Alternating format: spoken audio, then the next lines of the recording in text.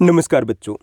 आज हम पढ़ने और समझने वाले हैं क्लास 10th हिंदी की हमारी वर्कशीट नंबर 81 यानी कि कार्यपत्रक संख्या 81 को। यह आपकी 1 फरवरी 2022 की वर्कशीट रहेगी और आज की इस वर्कशीट में हम अपना हिंदी का पाठ मानवीय करुणा की दिव्य चमक पढ़ना जारी रखेंगे। इस पाठ के लेखक है सर्वेश्वर दयाल सक्सेना जी और इस पाठ में फादर कामिल बुल्के के व्यक्तित्व के कुछ अनछुए पहलुओं को हमारे साथ साझा किया गया। तो चलिए शुरुआत करते हैं हम आज की इस वर्कशीट की। प्यारे बच्चों, पिछले कार्यपत्रक में हम सभी ने फादर कामिल बुल्के की शैक्षिक और साहित्यिक यात्रा के बारे में जानकारी प्राप्त की थी। साथ ही उनकी जीवन यात्रा के बारे में भी हमने कुछ और जाना था। वह सन्यासी रूपी जीवन जीते हुए भी जीवन के अंतिम पड़ाव में आ गए थे। हम पाठ के अगले भाग में आज हम पढ़ेंगे उनकी अंतिम यात्रा के बारे में कि किस तरीके से वो अपनी अंतिम सांस है वो दिल्ली में लेते हैं और किस तरीके से वो इस जीवन यात्रा को पूरा करके परलोक सिधार जाते हैं। तो चलिए पढ़ते हैं सबसे पहले इस अंश को और उसके बाद इस पर आधारित कुछ आसान से प्रश्न दिए गए जिनको हमें हल करना है। आज वह नहीं है, किन की बात की जा रही है? यहाँ पर फादर कामिल बुल्के की बात की जा रही है, यानी कि उनकी मृत्यु हो चुकी है।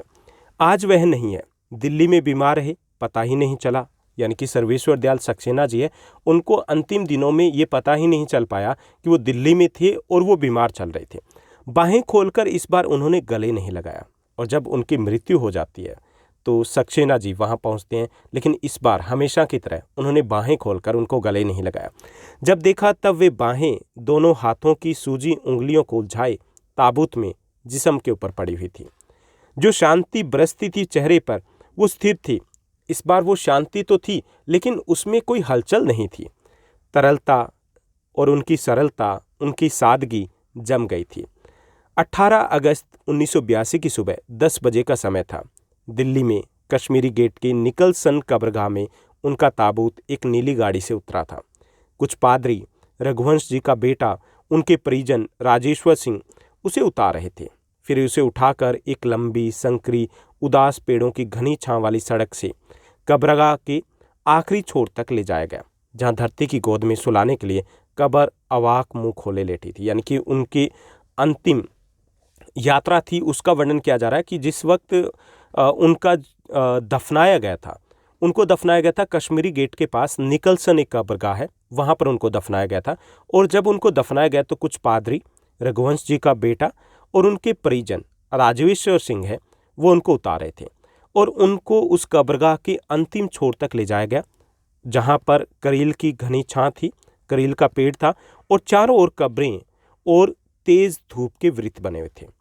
उस वक्त कुछ बड़े साहित्यकार भी उपस्थित थे, जिनमें जिनेंद्र कुमार, विजेंद्र स्नातक, अजित कुमार, डॉक्टर निर्मला जैन, मसीह समुदाय के लोग, पादरीगण और उनके बीच में गेरिक वसन पहने इलाहाबाद के प्रसिद्ध विज्ञान शिक्षक डॉक्टर सत्यप्रकाश, डॉक्टर रघुवंश जी, जो अकेले उस संकरी सड़क की ठंडी उदासी में बहुत पहले से खामोश दुख की किन्हीं अपरिचित आहटों से दबे थे, सिमट कर आए थे।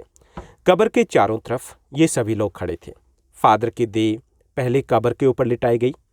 मसीह विधि यानी कि ईसाई जो धर्म है उनकी विधियों के अनुसार उनका अंतिम संस्कार शुरू हुआ था। अंतिम संस्कार किया था रांची के फादर पास्कल तोयना के द्वारा। उन्होंने विधि में मसीह विधि से प्रार्थना की।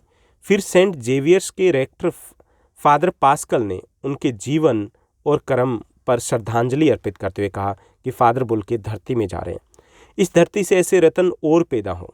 डॉक्टर सत्यप्रकाश ने भी अपने श्रद्धांजलि में उनके अनुकरणीय मतलब जिसको हम अनुकरण कर पाए, जिसको हम अपना पाए, उनके जीवन को नमन किया और फिर देह कब्र में उतार दी जाती है। यानी इस तरीके से फादर कामिल बुल्के हैं, वो अपनी जीवन, अपनी सांसारिक यात्रा को पूरा कर लेते हैं। यहाँ लेखक अपने भावों को व्यक्त करते हुए कहते हैं कि मैं नहीं जानता इस सन्यासी ने कभी सोचा था या नहीं था कि उनकी मृत्यु पर कोई रोएगा, लेकिन उस क्षण रोने वालों की कोई कमी नहीं थी। नम आंखों का गिनना स्याही फैलाना है। इस पंक्ति का अर्थ है कि उस वक्त जितने भी लोग थे उनकी आंखें नम थी। अगर नाम लिखे जाएं तो ये स्याही बर्बाद करने वाली बात होगी। यानी कि अनगिनत लोग थे जिनकी आंखें भर आई थी जब फादर कामिल बुल्के उनको दफनाया जा रहा था, जब वो इस संसार को, इस संसारिक यात्रा को पूरा करके निकल लिए थे। इस तरह हमारे बीच में से वह चला गया जो हम में से सबसे अधिक छायादार, फल फूल गंध से भरा हुआ था, सबसे अलग, सबका होकर, सबसे ऊंचाई पर मानवीय करुणा की दिव्य चमक में लहलाता खड़ा था। यहाँ पे जो फादर कामिल बुल्के हैं उन्हें मानवीय करुणा की दिव्य चमक कहा गया है, क्योंकि उनके जो व्यक्तित्व था उसमें सरलता, सादगी, अपनापन, प्यार, प्रेम ये भरा हुआ था। वो एक बड़े छायादार पेड़ की तरह थे। जैसे घना छायादार पेड़ होता है, उसकी छाँव में जब हम जाते हैं एक सुकून सा महसूस होता है, हमें एक ठहराव सा महसूस होता है। ऐसा ही ठहराव, ऐसा ही सुकून महसूस होता था जब भी लेखक या कोई और फादर कामिल बुल्के से मिलते थे, जिसकी स्मृति, जिनकी याद हम सबके मन में जो उसके निकट थे किसी यज्ञ की पवित्र आग की आंच की तरह आजीवन हमेशा बनी रहेगी। मैं उस पवित्र ज्योति की याद में श्रद्धांत हूँ, यानी कि श्रद्धांजलि अर्पित करता हूँ।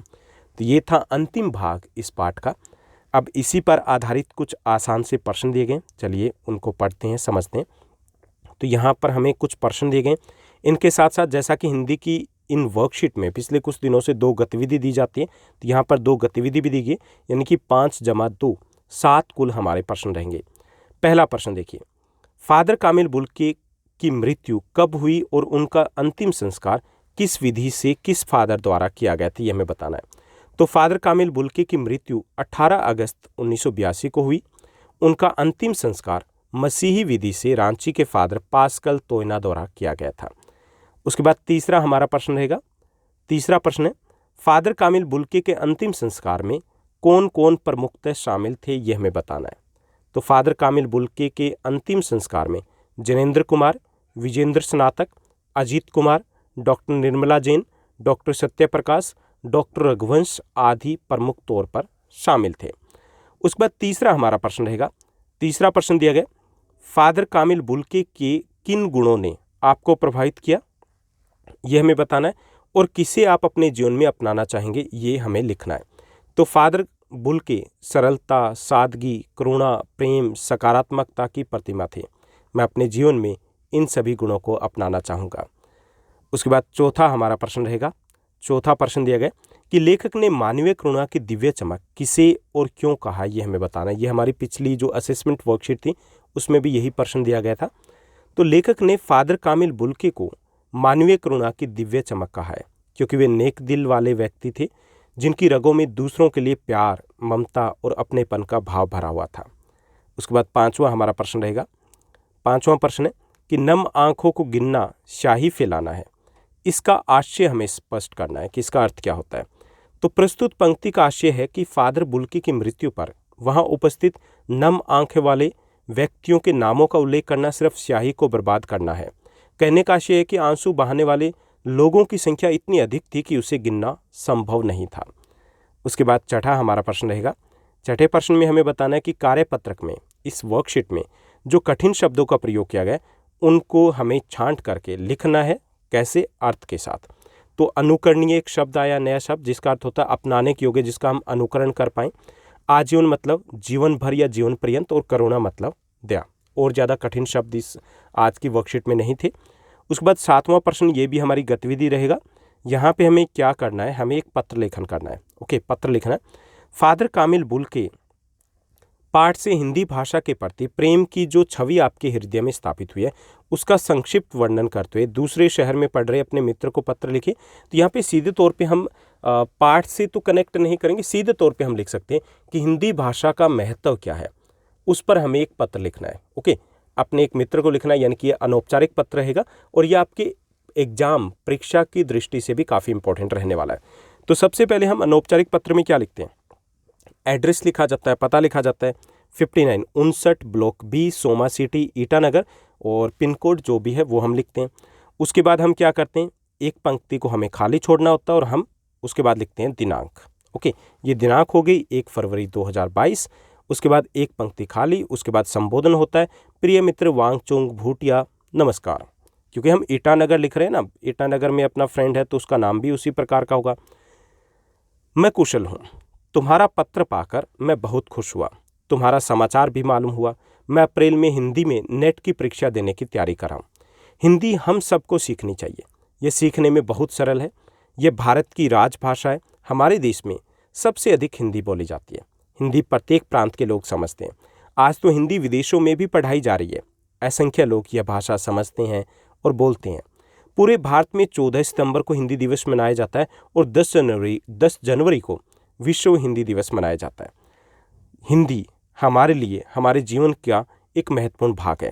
इस अवसर पर हिंदी दिवस के अवसर पर अनेक कार्यक्रम आयोजित किए जाते हैं। हिंदी की देवनागरी लिपि की विशेषता यह है कि इसमें जो भी लिखा जाता है वही पढ़ा जाता है। जैसे अंग्रेजी भाषा में होता है, लिखा कुछ और जाता है और पढ़ा कुछ और जाता है, लेकिन हिंदी में ऐसा नहीं होता। हिंदी सीखने से रोजगार की संभावनाएं भी अधिक है। इसलिए मेरा अनुरोध है कि तुम भी हिंदी सीख लो। मुझे उम्मीद है कि तुम हिंदी भाषा सीखने का प्रयत्न करोगे। मेरी ओर से अपने माता पिता को प्रणाम कहना, अपनी छोटी बहन को मेरा आशीष देना। मैं गर्मी की छुट्टी में तुम्हारे पास आने की कोशिश करूंगा, ओके? क्योंकि ये अनौपचारिक पत्र है तो हम कुछ अनौपचारिक बातें भी करेंगे। तुम्हारा प्रिय मित्र आसिफ अनमोल, जो भी आपका नाम है वो यहाँ पर लिखोगे। तो ये थी हमारी गतिविधि और पत्र। उम्मीद करता हूँ कि आज की हमारी वर्कशीट आपको अच्छे से समझ में आई होगी। अगर आपको ये वीडियो, ये वर्कशीट अच्छी लगी तो इस वर्कशीट को लाइक और शेयर जरूर कीजिएगा। आज के लिए बस इतना ही। Thank you, bye bye, have a nice day.